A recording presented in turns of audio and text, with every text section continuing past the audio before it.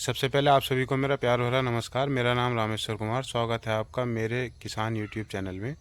और आज धान में कल्चर स्प्रे करेंगे। कल्चर क्या होता है, बने रहिए, विशेष जानकारी मिलेगी आज की वीडियो से।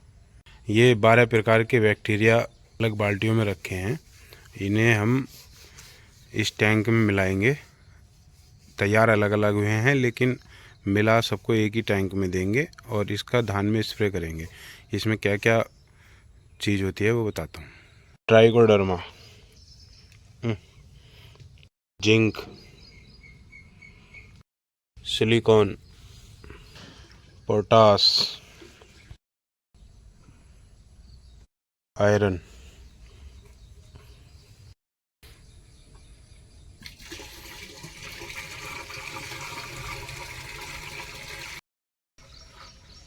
Trichoderma harzianum culture.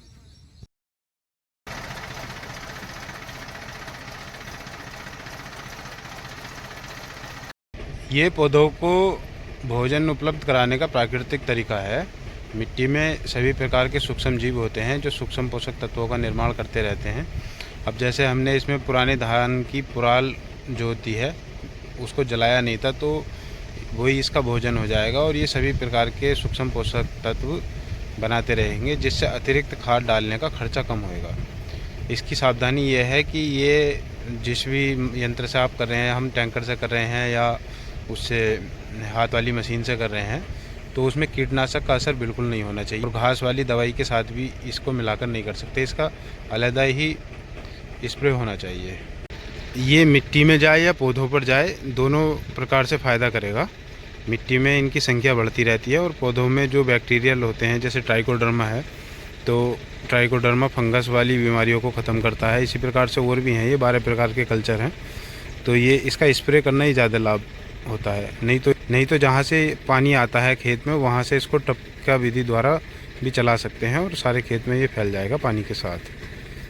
जिस ट्यूबवेल के कमरे में हम इनको तैयार करते हैं वहाँ बहुत दुर्गंध आती है, रुकना भी मुश्किल हो जाता है, बदबूदार चीज़ है।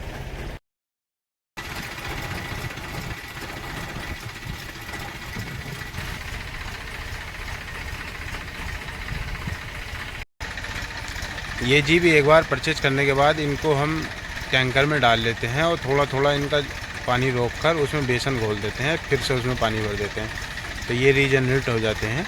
इन्हें बार बार अलग से ख़रीदने की आवश्यकता नहीं होती है। पहले हमने 2 बार गन्ने में प्रयोग किया है, अब लगभग 2 ही बार इस धान में प्रयोग करेंगे।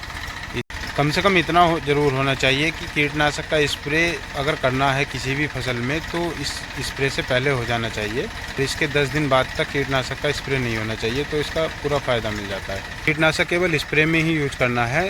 कोई भी कीटनाशक बखेरने में यूज नहीं करना जो मिट्टी के अंदर चला जाए, जिससे बखेरने वाले कीटनाशक मिट्टी में चले जाते हैं और वो किसान मित्रों को नष्ट कर देते हैं। सामान्य रूप से भी कभी बखेरने में कीटनाशक यूज नहीं करना चाहिए।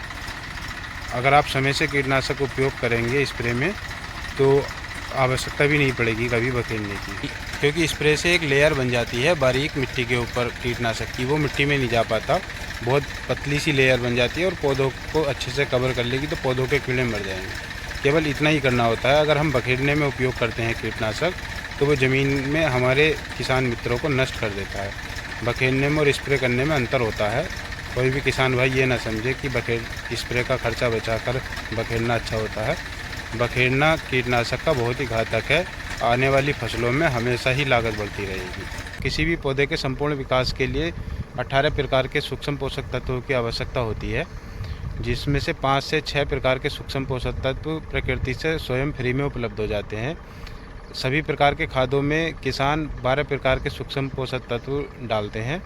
तो ये 12 प्रकार के सूक्ष्म जीव हैं, अलग सूक्ष्म पोषक तत्वों का निर्माण करते हैं मिट्टी खाकर और मिट्टी में जो भी कार्बनिक पदार्थ होते हैं उन्हें खाकर।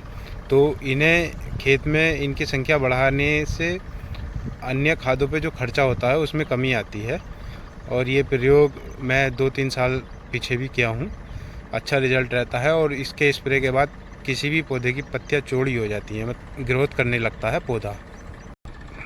अगर दूसरी तरीका किसान अगर चाहे तो 5 लीटर पानी में आधा किलो बेसन घोलकर उसमें पीपल के पेड़ के नीचे की मिट्टी उसी पानी में घोल दें और उसको 15 दिन बाद खेत में जहाँ से पानी चलाते हैं उसके साथ टपक विधि द्वारा खेत में फैला सकते हैं। उसमें सभी प्रकार के जीव होते हैं, क्योंकि पीपल का पेड़ दिन रात ऑक्सीजन देता है। उसके नीचे की मिट्टी में सभी प्रकार के सूक्ष्म जीव अच्छे से पनपते हैं और वो 12 के माइक्रो न्यूट्रिएंट जो बनाने वाले जीव हैं वो एक ही साथ उपलब्ध हो जाएंगे। ये इसका देसी तरीका है। अगर कोई किसान भाई की पहुंच से ये वैज्ञानिक विधि दूर हो तो वो इस प्रयोग को भी कर सकता है, उसका भी रिजल्ट बहुत अच्छा है। और चाहे तो उसमें एक गुड़ की डली और डाल सकते हैं, एक गिंदोड़ा गुड़ का। ये स्प्रे बहुत ही दुर्गंध युक्त था। आई होप आज की वीडियो से कोई नई जानकारी मिली होगी। वीडियो में अंत तक बने रहने के लिए धन्यवाद। आपका दिन शुभ हो। नमस्कार।